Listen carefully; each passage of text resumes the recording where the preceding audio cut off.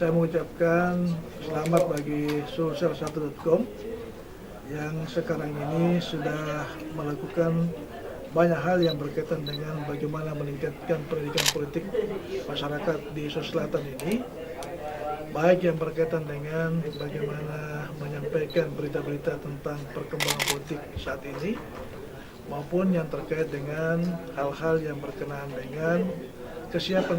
kita menghadapi event-event politik yang ada di Sulawesi Selatan ini. Baik itu pemilihan gubernur 2018 maupun pemilihan bupati dan wali kota di 12 kabupaten kota di Sulsel juga tahun 2018 ini.